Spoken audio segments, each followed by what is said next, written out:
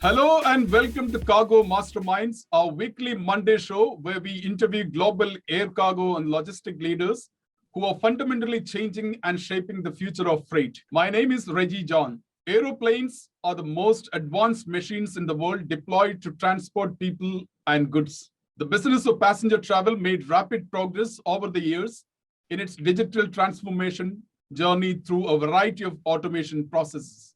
However, for the cargo that sits in the cargo hold beneath the passenger cabin and in cargo planes, the journey has been woefully slow, largely dictated by very old manual processes. Things changed for better remarkably in the last few years. The COVID pandemic just accelerated the pace of digitalization. Adoption of digital solutions and technologies became strategically critical to air cargo companies. What followed after March 2020 was a manifestation of the manifold increase in deployment of digital tools in air cargo processes and a commitment by industry stakeholders to hasten their process of digital transformation by several notches. My guest today is Moritz Claussen, founder and managing director of cargo.one. Founded in 2017, cargo.one is a digital platform for booking and marketing air freight capacity, serving airlines and freight forwarders as its customers. It offers airlines a cost-effective, data-driven, and fully digital distribution channel. Freight forwarders can search and compare prices on multiple airlines in real time and receive immediate booking confirmation. The platform allows customers the ease of directly booking online within seconds, 24/7. Moritz and his team at cargo.one are making small but very significant disruption in the air cargo industry and helping the industry to create a digital infrastructure. Moritz, welcome to Cargo Masterminds. Reggie, thank you so much for having me. Good to see you. Moritz, first thing first, let's just go back to some of the recent announcement. Last week, you announced the Saudi cargo, and a month back, you announced the onboarding of Air Canada as the first customer in North America. How significant are these, and how do you look at the market shaping up for you? Yeah, well, firstly, we're very, very excited to bring on new partners every time we do so. And it's a big step for us as a company. It's certainly a very nice step for our customers, both on the airline side when they join, as well as the freight forwarders that get access to their capacities. And announcing Saudi Cargo is great. It is a partner that will help us, double down on our global expansion that we've announced a while back, and serving Middle Eastern customers and having capacity going to the Middle East is certainly a very important step for us to have them on the platform. And on the other hand, Air Canada, our first North American carrier to be joining cargo.one, another big step for us as a platform, a big step in our quest to go and expand to the Americas. Air Canada has been very forward-thinking in their strategy, recently announced that they will be relying on freighters going forward, which is very exciting. So an airline as Saudi Cargo, actually, both airlines very much focused on cargo these days, very much focused on strengthening their cargo business by implementing new freighter capacity alongside their passenger fleet and alongside their freighters, their passenger freighters. So all in all, a very exciting step, both in the Middle East for us as well as in North America. What is, with 2 rounds of funding, how aggressive are you to expand your footprint in the Americas and Asia, the 2 top air cargo regions by market size? Yeah, I think we're after an aggressive growth plan. We've raised 2 large financial rounds. We're very fortunate to be able to do so in these very difficult times last year. Raised 20 million from Index Ventures, and then very shortly thereafter 40 million from Bessemer. And these kind of financial rounds have enabled us to focus a lot more now on the expansion outside Europe. Just talked about bringing on airlines outside Europe, and we've done so in the past with Asian carriers, Middle Eastern carriers, now a first American or North American carrier, I should say. That's very, very important for us. And acquiring new airline partners in those regions is certainly a focal point for us. We've just brought in Chad Tiber, who's been in the airline business for about 20 years in the Americas, who's joining us as our VP and General Manager for airlines in the Americas, will be helping to double down on the expansion there and then bringing on more airlines. We'll shortly be announcing 2 more senior leadership additions for the EMEA region as well as for the Asia Pac region to double down on growth there. And then following the expansion, obviously on the supply side, on the airline side, it's very important for us to grow the offering for freight forwarders in those regions. And it's not just our global freight forwarding partners that obviously are requesting us to go global, but it's also local demand that we see piling up on our sign-up pages to eagerly awaiting essentially our expansion there. And so all of that is I think coming nicely together now. We have the funds to do this expansion. We have partners on the airline side to expand with into these new regions, and we see that demand is certainly growing in these regions as well, which is great. Moritz, as a founder of the company, and it's a recent company that you founded 2017 along 2 of your other founders. How contented are you about the growth momentum that the company has seen in the last, less than 4 years? Yeah, I mean, look, we're extremely happy with the growth that we've been seeing, right? When we started out in 2017, this was still very much an unthinkable idea, having airlines distribute their cargo capacity on a platform, a multi-airline platform, to freight forwarders that could then book at a click of a button with instant confirmation. A lot of what we pitched back then felt very foreign to the industry. And I think over the past 4 years, we've seen that the adoption has grown, that we have a huge impact on our airline partners, not just in reducing cost, making them more efficient, but also helping them to gain access to new business. We've grown significantly. We're serving more than 2,000 freight forwarding branch offices in Europe alone these days, more than 17 airlines now on the platform. We grew our sales volumes by 700% last year, and mind you, these were obviously difficult times, and so all of that is coming together really nicely.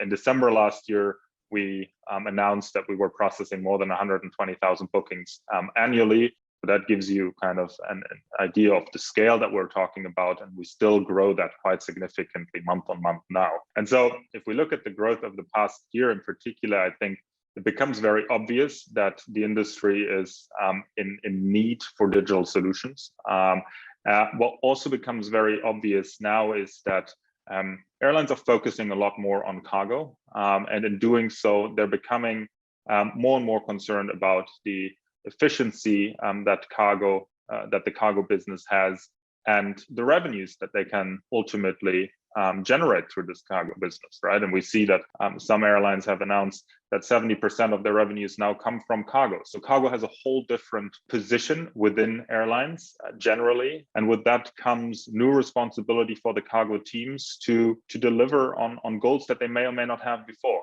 And I think cargo.one is a really great partner to them in this situation, to take what they've built over the past couple of years, adapt it, and make it future-proof. Moritz, so tell us about your own experience in terms of the air cargo industry's appetite for digital transformation. Has that significantly changed over the last 8 to 9 months? Yeah, it's changed massively. As mentioned, right? I think 4 years ago, a lot of what we were anticipating was seen with hesitance in the industry. And if we look at what has happened over the past year, that has changed dramatically. When I speak to chief cargo officers or even airline CEOs as a whole now, the relevance of cargo has changed dramatically. And with that relevance comes the need to become more professional. A lot of processes are still very much manual. A lot of stuff is happening on paper still. I mean, we all know the IATA efforts to just implement eAWBs, and that's still today not at levels where we would want to see it, and it's been going on for 10 years, right? Having said that, I think the change that we're seeing is massive, and the willingness to invest has also changed. Cargo used to be a bit of a neglected child within the airline as a whole. With the realization that we need to professionalize also comes the realization that we need to invest into this cargo business to stay afloat as an airline, but also to future-proof it. Moritz, if I were to ask you to pick up one of the high points of cargo.one, what would be since its founding? I think there's many highs and probably even more lows. This is how startup works and how young companies work, and there's a lot of ups and downs. I think what we're very, very gracious for, and what we're also very fortunate, is to have built a team of, as we call them, cargonauts, that is stellar, people that work very hard every day to deliver a product to our customers and partners that in turn they then love. And we see that our net promoter scores are very high, and both airline as well as freight forwarder partners and customers like what we're doing. Having the financial means to do so is an important part. So I would mention the last 2 financial rounds that we've raised are important, simply to sustain that growth and to be able to grow internationally. And then I think the last point I would say is, as a young company, to be partnering with global airlines, to be partnering with global freight forwarding companies, and to be an integral part of their strategy, we feel very fortunate about that. And so I think there's no one point that I would point out, but it's this kind of triage of things that make it very enjoyable. What do your customers, your existing customers, ask for in products and services, and what were your potential customers asking for? When a list of your customer, what are they asking for in terms of enhancement in products, or a potential customer, what are they looking for? What are they coming to you? I think we always need to differentiate between airlines and freight forwarders, right? We're trying to serve both, and as a marketplace, that is very, very important, right? One doesn't work without the other. We need to make sure that we stay independent in the middle, and that we build the best product on both ends, so we can connect demand and supply, essentially. On the freight forwarder side, one thing that has been requested a lot over the past year was to be able to ship pharma product. And so what we did, also looking at COVID and the developments there last year, was to introduce passive cooled shipments, essentially, right? That was one, and that has worked really well with our airline partners as well.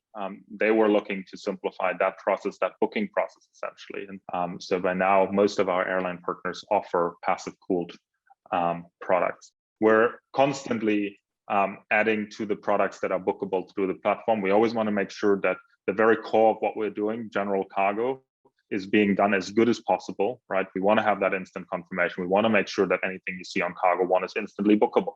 And then we add, going forward, and we add more products, we add more service types to have a wider offering on the platform, always in collaboration with the customers, with the partners, to deliver value to them, right? We're not trying to do that for ourselves. Another thing that I would mention is that we've seen a lot of requests for workflows and collaboration amongst teams. When COVID hit last year, a lot of freight forwarders were forced to go into home office. And so a lot of their old structures, I'm just talking to my neighbor on the other side of the table, didn't really work anymore.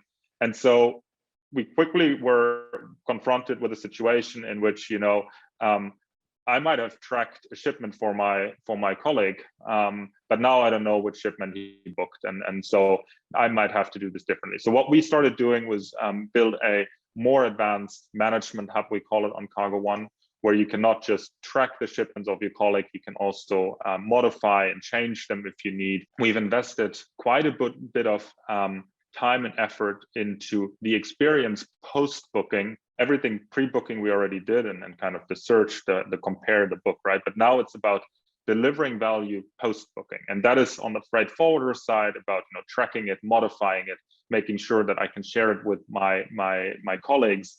And for the airlines, that means that there is less work required to interact with a freight forwarder as shipments are being modified, as they call to us, what happened to my shipment, right?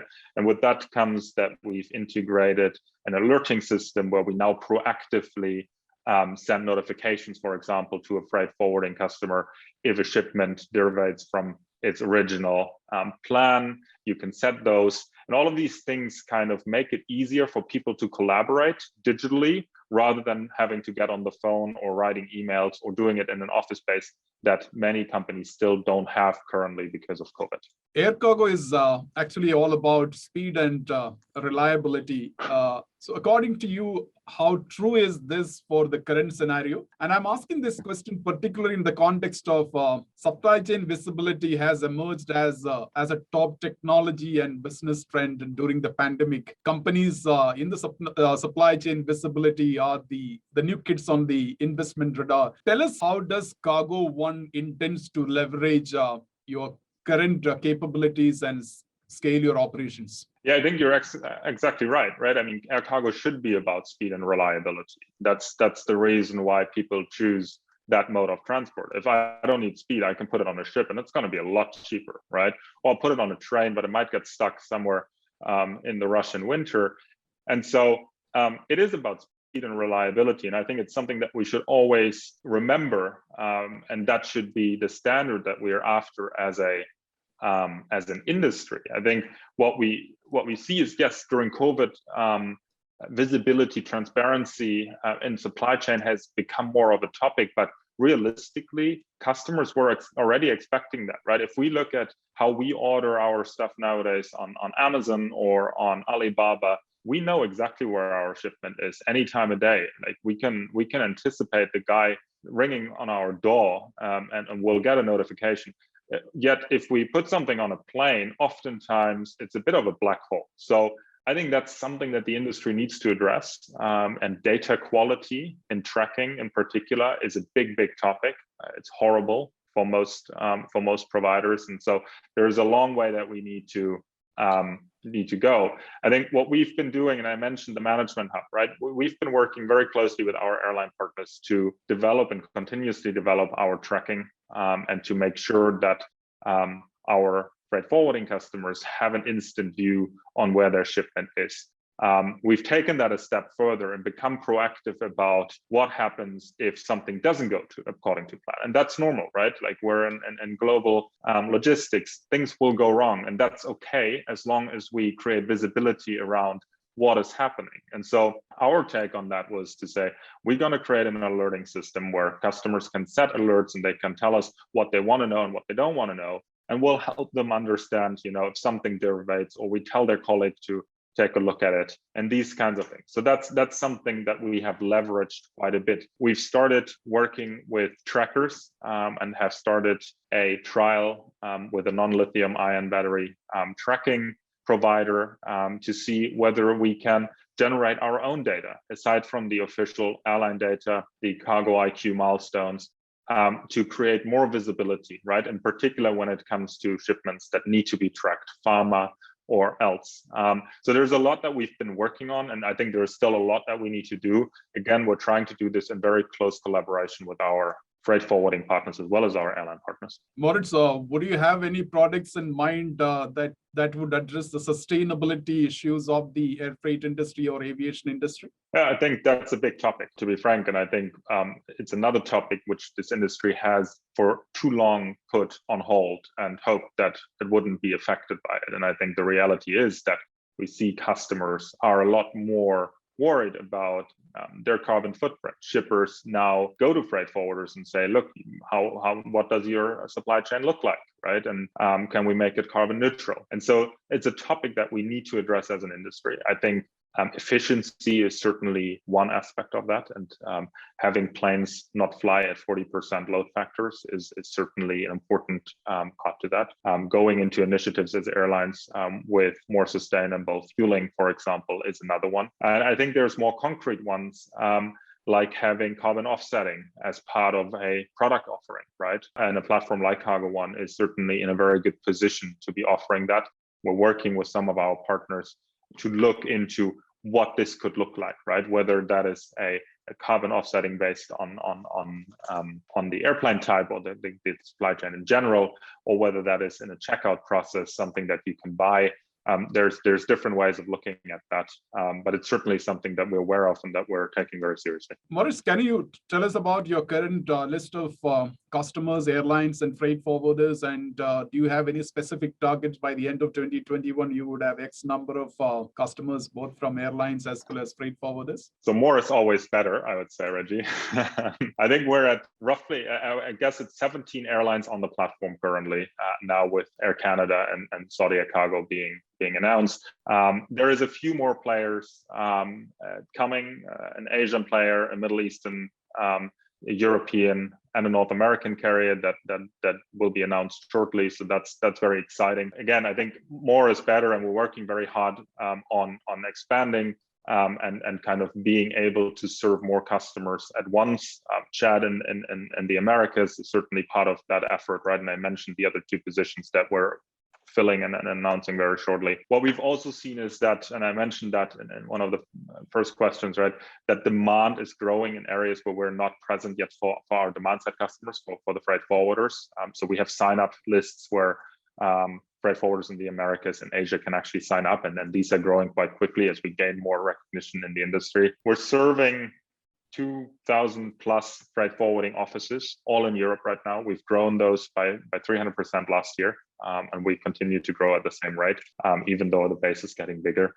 So yeah, we have big ambitions. I don't have any concrete numbers. I think we're changing quite a bit and growing quite a bit right now, but we have big ambitions. You decided to go completely remote last year and build a fully virtual organization with employees working from as many as, if I'm not mistaken, about 25 countries across different time zones. How is it paying off, and will you continue to remain fully remote and completely virtual? Yeah, it's an interesting question. Actually, we took this decision pre-COVID. We said we wanted to be fully remote, and I think there were two aspects that were very important to us. One was we understood very early on that, for cargo.one to become a global partner for airlines, we would have to be global. And that would mean that even as a young company, we would have to have people all over the place. And so, remote supports that. And in fact, right, that was one. And the other thing was, I think we've always recognized that the most sustainable competitive advantage that we can build as a company is to have a stellar team. And so finding the right people is paramount to us. And the right people aren't always located in Berlin, our hometown, right? They might be in very different places. And in fact, we've seen that they are in very different places. And so that was a consideration. When COVID hit, we took the decision to accelerate that process. We gave up our offices and we made sure that everybody was well set up. We're fully cloud-based. There's no physical infrastructure that we need to make use of. And by now we hire, I think, 25 countries roughly. We started out by limiting it to time zones east and west of Berlin in terms of 3 hours. By now, we've gone further than that. And it's been a really interesting experience. We've grown the team by more than 100% in the past couple of months. Most of these people we've actually not met. They all go through proper background checks, of course, and through proper hiring processes to make sure that we're all on the same page, right? But we've been able to hire people that we wouldn't have access to. Chad, that we've brought on in the US, for example, is located in Dallas. That wouldn't have been possible. And now it is. And I think that's very, very interesting. And it gives us a competitive advantage going forward. Okay, Moritz, are you adequately funded now, or are you looking at any more round of funding this year or next year? I think we're adequately funded for now. We've raised 60 million last year, and we're fully focused now on delivering on our expansion strategy, helping our customers grow their business, grow efficiency across the board. That 60 million will support that ambition and will help us to reach our goals, right? But as we continue to grow, I expect there to be more funding rounds. We chose to be a venture capital backed company.